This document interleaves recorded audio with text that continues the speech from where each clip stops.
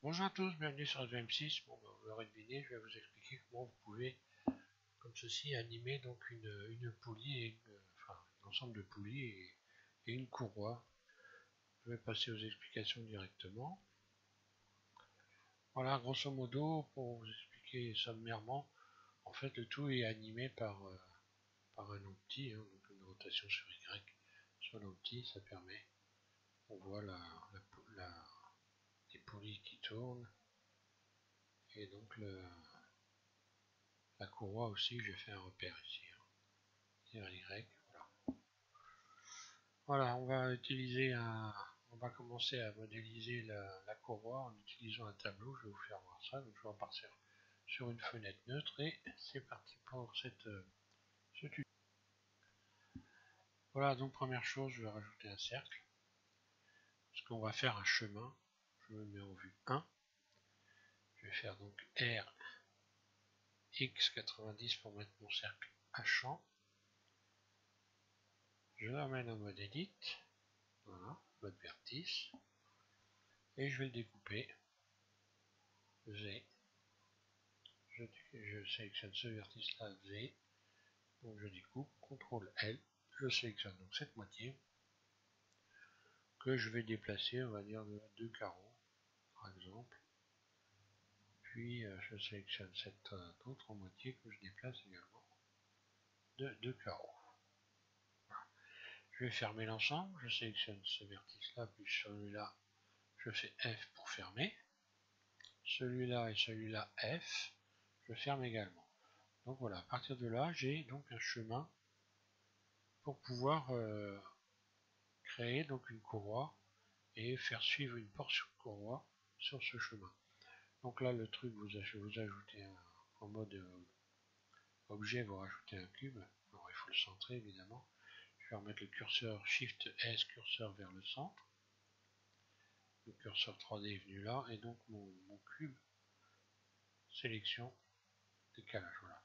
Je vais le réduire, je suis bien au centre. Alors, ce qui est important pour utiliser le modificateur tableau, c'est de surtout avoir tout bien au centre. Donc si je me mets en vue 7, vue de dessus, tout est parfaitement axé au centre. J'emmène mon cube en mode edit et je vais commencer donc à faire en fait une portion tout simplement de courroie. Je sélectionne ces deux faces là, je vais les supprimer. X, je supprime ces faces. Hein. Cette face là, je vais la réduire. En quelque sorte, voilà, une courroie, ça ressemble à peu près à ça. Hein. Je vais même l'aplatir un peu. Voilà, grosso modo, ça ressemble à ça. Je vais rajouter 5 rayons pour pouvoir avoir une courbe 4 ou 5 rayons. Je vais en mettre 4, je vais revenir en arrière, je vais en mettre 5. Voilà.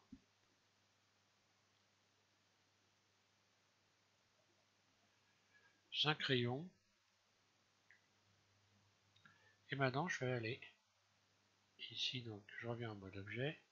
Ici, je vais utiliser tableau, modificateur tableau. Donc là, j'ai automatiquement multiplié par 2 mon bout de mon morceau, mon tronçon de courroie. Et je vais également aller chercher un modificateur courbe. Voilà. Donc on va courber en fait notre courroie sur ici ce chemin. Alors ce chemin on va le créer. Comment on fait? On sélectionne. Alors je vais la renommer. Hein. Vous sélectionnez ça. N, je vais l'appeler chemin. Je vais lui donner un nom quand même à la place de cercle. Voilà, je vais l'appeler chemin. Ok, hop, minuscule, ça serait mieux. Alors, voilà.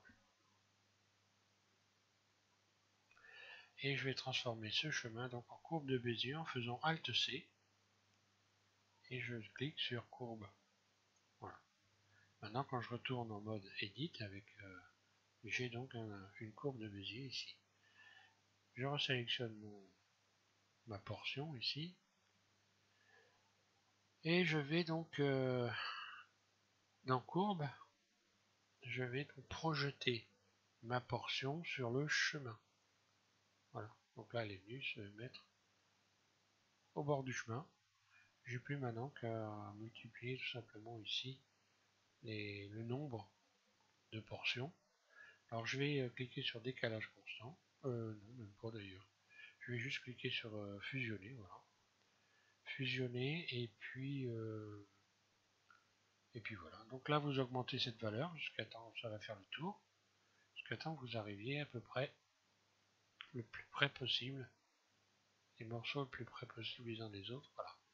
Une fois que je suis là, je vais pour fermer l'ensemble, donc là fusionner à 0.01, c'est très bon, on laisse ça comme ça, il n'y a pas besoin d'y toucher, hein.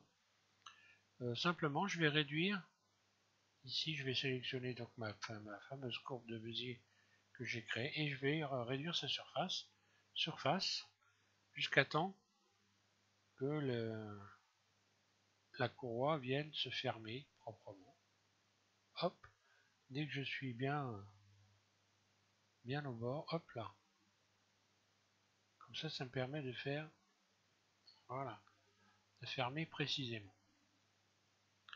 Après ma courroie, je vais pouvoir lui donner, la subdiviser, hein, donner la bonne épaisseur d'ailleurs, voilà, en mode objet, parce que là, elle serait peut-être un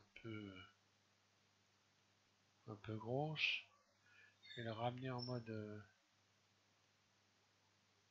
edit, je sélectionne tout. Voilà. On va plutôt faire quelque chose comme ça. Pas trop large. Et pas trop épaisse non plus. Voilà. Bon bah voilà, je l'ai subdivisé.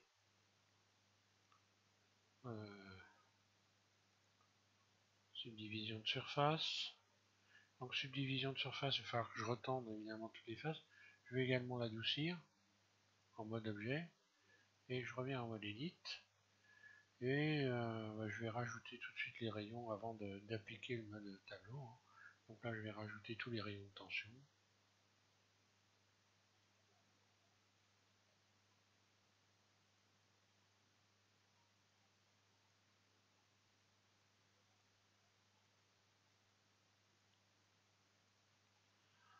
Bon, vous pouvez lui laisser les bords ronds si vous voulez, c'est à vous de voir, hein. Voilà. Rayon de tension est ici. Puis ici au bord aussi, voilà.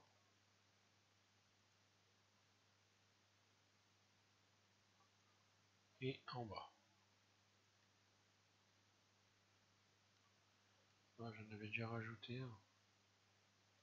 Voilà, c'est bon, je reviens en arrière. Voilà, je vais garder ça comme ça. Donc voilà, ma courroie elle est bien belle. On voit pas de joint de fermeture. Donc là, ça va. Ça va. Bon, après, vous lui donnez une couleur, etc. Pour qu'on puisse se repérer, je vais quand même lui donner une couleur, hein. Donc voilà, hop, ici. Nouveau. Je vais la colorer en noir. Paf. Bon, j'aurais pas fait ça, j'aurais pas utilisé diffuse, hein. Là, c'est juste histoire qu'on voie, hein. Puisse voir, voilà, je sélectionne tout, assigné pour la couleur. D'ailleurs, le mode tableau, une fois qu'on a fait ça, on peut l'appliquer, hein. Donc tableau, voilà, je vais appliquer tableau, comme ça, voilà, on voit tout, on voit toutes les faces. Et puis je vais sélectionner, je me mets en vue 1, me transparent Z, je sélectionne tout, B, voilà, je vais donner une couleur différente à un ensemble de faces comme ça. On va pouvoir donc contrôler que tout ça tourne correctement. Je vais faire plus, nouveau, je lui donne une couleur rouge, voilà, et assigner, voilà. Ce qui fait que maintenant quand je vais aller en mode ici matériaux, on va voir donc la courroie et donc le repère rouge ici qui va nous permettre de voir que tout tourne bien correctement. Donc évidemment pour texturer, j'aurais pas utilisé un noir comme ça, j'aurais mis un peu de brillance, enfin j'aurais transformé, fait en sorte que ça ressemble à du caoutchouc. Mais bon, là c'est juste pour la... C'est surtout l'animation qui est importante là, et puis voir comment on peut faire. Hein. Donc je me remets en vue 1. Donc pour l'instant, je récapitule. J'ai donc utilisé tableau. J'ai créé une portion. Et puis je me suis servi du chemin ici, donc de la courbe de Bézier pour pouvoir donner la forme à ma courroie. Et maintenant, on va la faire tourner notre courroie en ajoutant un empty. Alors un empty, je vais mettre un cercle, mais on peut en mettre autre chose. Hein. Peu importe, vous pouvez mettre une sphère, ce que vous voulez. Donc là, moi, je vais mettre un cercle que je vais mettre au centre. Curseur vers le centre. Et bon, voilà, je le mets ici au centre. Je vais le réduire un peu. Cercle, donc c'est un cercle de Bézier. Hein. C'est un empty, pardon. Alors cet empty, je vais donc m'en servir pour pouvoir faire tourner ma courroie. Donc je resélectionne ma courroie et ma courroie, ici je vais lui donner, je sélectionne ici donc une contrainte, je vais lui rajouter une contrainte, ajouter, de transformation. Voilà. Alors, on va donc faire en sorte que notre courroie tourne par rapport à l'empty. Donc ici, dans cible, vous allez cliquer sur empty. À clic gauche, là je vais aller doucement. Les réglages, faut bien les repérer, il faut bien les garder en tête, hein, quitte à les marquer sur un bout de papier. Hein. Donc ici, extrapoler, vous cochez extrapoler.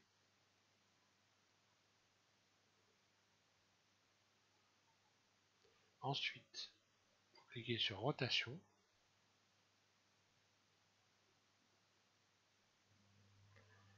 Ensuite, on va mettre 2 degrés ici sur l'axe Y. Sur Y, vous cliquez 2 degrés.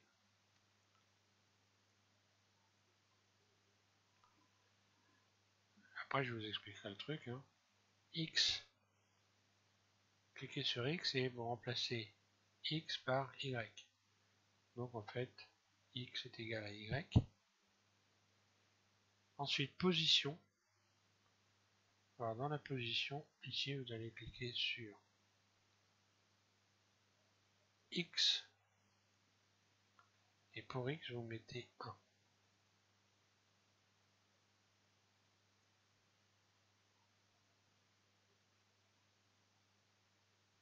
Ensuite, ici, vous allez remplacer espace du monde par espace local. Et voilà, ici je me suis pas planté normalement quand je vais donc faire tourner. Donc sur R, Y, voilà.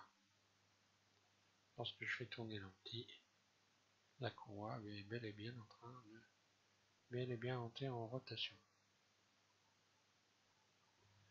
R, Y, voilà. Donc c'est pour animer votre courroie, c'est l'empty en fait qui va vous servir, que vous allez animer ici dans la timeline. Alors ensuite, je mets en vue 1, je vais faire donc poulie. Hein. Alors la poulie. Je vais rajouter un cercle. Donc là mon curseur est bien au centre, c'est bon, je vais rajouter un cercle. Créer cercle RX90. Là, vous déplacez ici. Surface. Puis dessus, donc je vais mettre je vais commencer par le bord droit de ma poulie par exemple. Mettre transparent, voilà.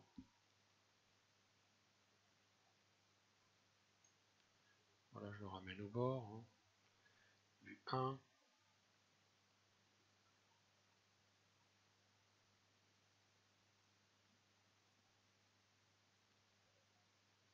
Voilà, là je suis au bord. Je ne l'ai pas mis complètement. Je vais donc simplement dupliquer donc en mode edit. Hein. Shift D, je duplique ce cercle. Et je vais aller le placer de l'autre côté. Voilà. Ensuite, je sélectionne les deux cercles, donc je vais mettre en mode vertice, voilà. Je sélectionne mes deux cercles, vue 1, extrude surface, mode transparent, il faut que j'amène le bord ici, que ça corresponde à la courroie, hein, surface, donc je vais ragrandir, voilà. Voilà, donc le bord de ma poulie. Puis je vais faire un bridge pour fermer, donc là je suis en train de faire l'intérieur en fait. Hein. Loop tool, boîte à outils, bridge. Si je me mets en mode solide, voilà ce que ça donne. Voilà, donc là ça prend parfaitement mon... Je vais juste réduire ici donc l'intérieur. Je vais me mettre en vue de dessus, en mode transparent. Voilà, j'ai vue de dessus. Et j'ai juste qu'à faire en sorte que ça corresponde avec les bords. Ah oui, d'accord. Là, le curseur est pas au centre. Sélectionner ces faces-là. Voilà, j'en désélectionne tout, oui, voilà. But dessus, il faut que je sélectionne les bonnes faces, évidemment.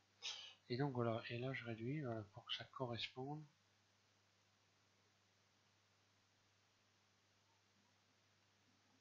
Voilà, pour que cette largeur-là corresponde à la largeur du bord de la courroie. Voilà, maintenant je vais pouvoir sélectionner soit en mode vertice ici, voilà, ce vertice-là. Voilà. Là, je vais mettre en vue de dessus, je vais donc faire un transparent extrude en barycentre, donc c'est bon. Extrude. Voilà, donc là, voilà, ça donne le bord de la poulie. Hein.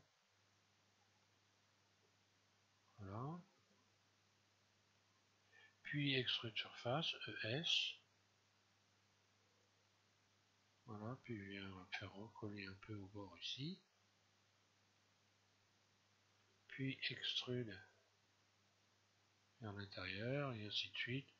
Puis extrude surface, voilà, je vais pas faire les trous non plus. Hein. Moi j'ai creusé des ouvertures pour donner un aspect des rayons.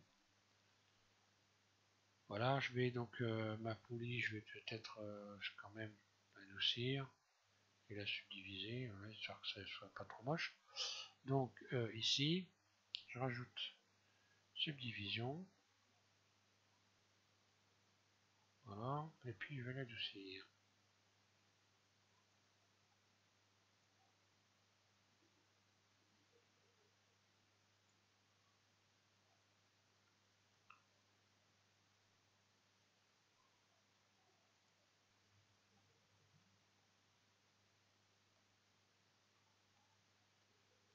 Bon, ça soit un peu moins moche, extrude. Voilà. Ça va ressembler à peu près à une poulie.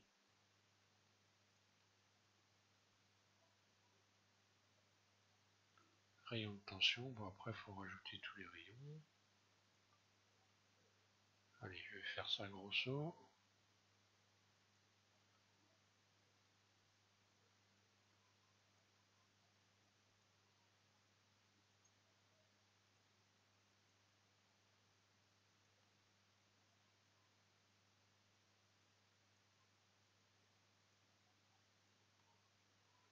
Je vais rajouter 3-4 rayons vite fait. Hein.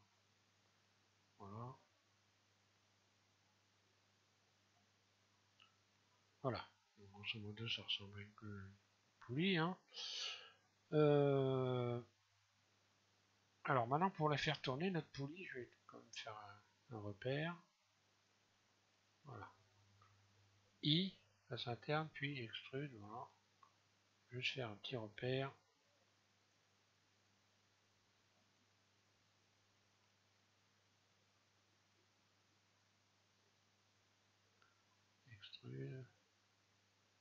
extrude. Voilà. Hop là. Bon, bah là, on va le voir, le repère. Hein. Donc, notre poulie, on va également lui attribuer un tableau. Pardon, une contrainte. Donc, de transformation. Voilà. Contrainte de transformation. Donc là, c'est pareil. On va utiliser, vous allez pouvoir utiliser l'empty ici pour pouvoir donc créer la rotation. Ici, vous allez donc cliquer sur empty, extrapoler. Là maintenant, rotation. Ensuite, ici sur Y, vous allez mettre 1 degré. Donc pour 1 degré de rotation de la poulie, vous allez donc ici cliquer sur. Donc là, vous touchez rien, c'est bon. Vous allez donc faire en sorte que votre rotation, elle, de la poulie corresponde à 30 degrés. On va voir ce que ça donne. Et là, on touche à rien, c'est bon. Espace du monde. Voilà. Maintenant, je vais faire l'expérience. On va faire une rotation RY. Voilà ce qui se passe. Donc, pas de problème, ça fonctionne. RY. On va regarder la courroie.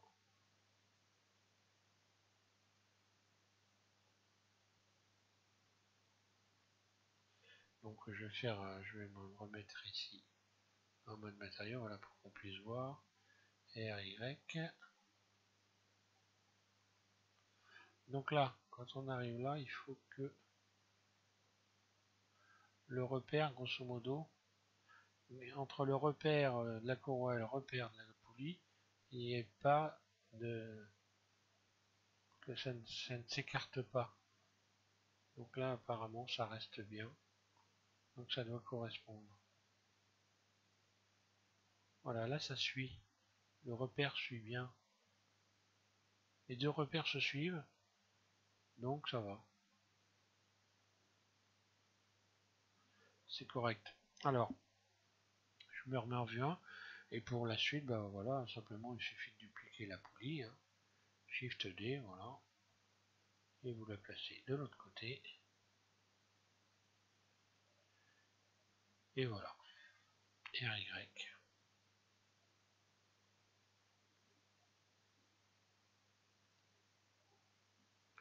Ensuite, vous pouvez revoir toutes les épaisseurs, vous sélectionnez tout. Hein. Donc sans sélectionner, là, voilà, je sélectionne ça. Les deux poulies, la courroie, je peux donc revoir éventuellement les pelles de largeur. Dessus. L'épaisseur globale. Et RY. Voilà. Et donc évidemment, quand vous allez faire l'animation, voilà, vous allez donc animer l'empty. Donc voilà, je sélectionne ici. Alors attention à ne pas faire tourner trop vite parce qu'on finit par...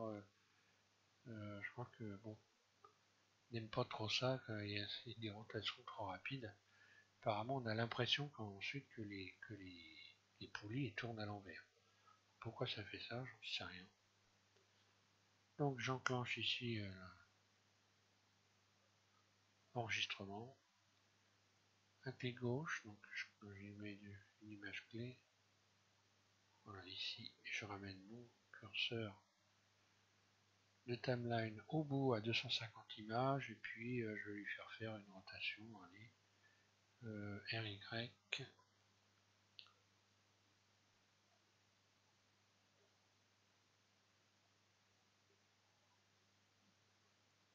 Voilà.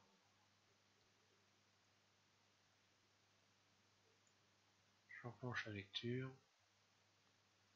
Donc ça part doucement, ça accélère. Donc pour éviter que ça fasse ça, hein, encore une fois, vous allez tout simplement ici dans l'éditeur de graphes. Et là, tout est sélectionné. Hein. Vous n'avez juste qu'à faire T. Donc voilà, vous avez cette fenêtre qui apparaît et vous cliquez sur linéaire. Donc j'ai fait un tuto sur l'éditeur de graphes, j'en ai fait plusieurs. Hein. Donc vous consultez les tutos si vous ne savez pas comment ça fonctionne. Mais bon, en attendant, voilà. Comme ça, vous n'aurez au moins, vous savez que vous n'aurez pas de ralentissement. Si j'enclenche la lecture, voilà, ça commence, ça va toujours à la même vitesse. Voilà.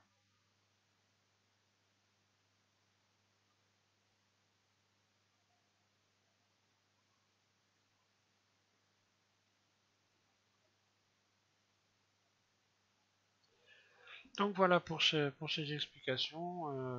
Alors dans la même version, vous pouvez faire, c'est presque la même chose en fait pour animer des chenilles de char. Je ferai ça une prochaine fois parce que mais il y en a qui l'ont fait, il y en a qui ont déjà fait la chenille de char. Ça par contre j'ai pas eu du tout pour ça, mais bon. C'est à peu près dans le même principe pour animer un char si vous voulez modéliser un char et faire des chenilles. Hein. Donc voilà. Je vous remercie tous de suivre SVM6, puis je vous invite à continuer, donc, puisque je vais passer maintenant donc, au mode, je vais repasser sur l'ensemble donc de l'animation Home d'armure, et on passe au mode donc editing de la table donc d'édition de Blender, hein, qui se situe ici, vidéo editing, et donc on va détailler un peu cette table de montage audio-vidéo. Pour finir l'ensemble d'animation du Home d'armure. Voilà. Merci à tous de suivre SVM6 et puis amusez-vous bien avec les poulies. En attendant, ça fait une petite distraction.